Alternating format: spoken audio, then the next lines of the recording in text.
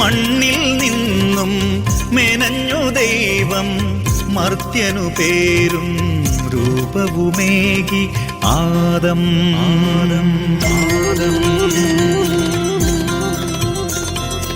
ആദം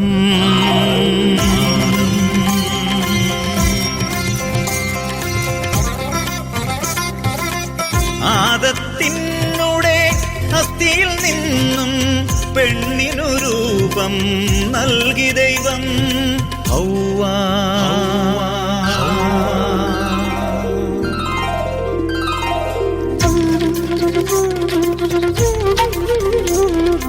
പറുദീസ എന്നൊരു തോട്ടത്തിലവരെ പരമസുഖത്തോടെ വാണിടുവാൻ പരിചൊടു കൽപ്പന നൽകിയയച്ചു പരമപിതാവാം ദൈവം. കരുണ കാട്ടുന്ന വലിയ തമ്പുരാൻ കരുതലോടേകിയെല്ലാം.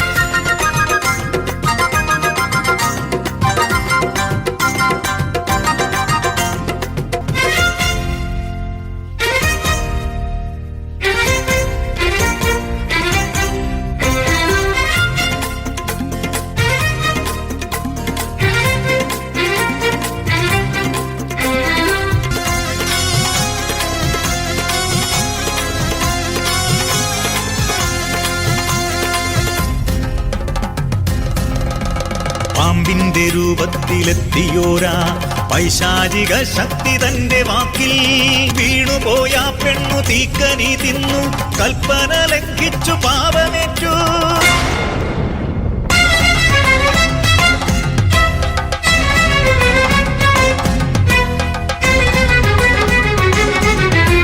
ദൈവമായി തീരുവാനുള്ളോരാശയിൽ ദൈവത്തിൻ കൽപ്പന ലംഘിച്ചവർ ഉള്ളതുപോലും നഷ്ടമായി ദിവ്യ പറുദീസയിൽ നിന്നു പടിയിറങ്ങി.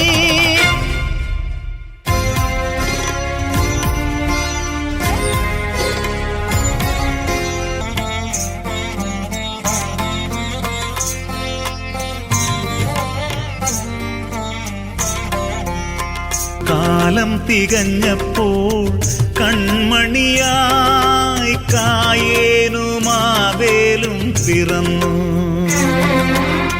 താഴത്തു വയ്ക്കാതെ ആദവും ഹൗവയും താരാട്ടുപാടി നിർവൃതി. കായേൻ വളർന്നു കരുത്തനായി കാരിരുമ്പിൻ കട്ടിയുള്ളിലേറി. ആബേൽ വളർന്നു വിനീതനായി ആട്ടിടയൻ നല്ലൊരാട്ടിടയൻ.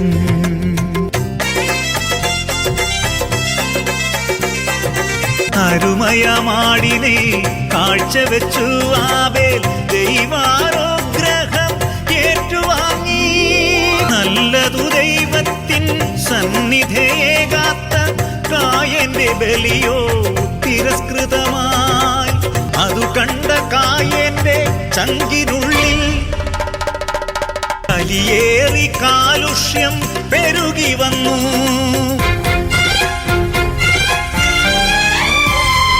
കലിതുള്ളി പകയേറി കായേനെന്നാൾ പാവമാവേലിനെ കൊന്നുവല്ലോ. സോദര ചോരയാൽ ആദ്യമായി ഭൂമി നനച്ചവൻ ശാപമേറ്റു.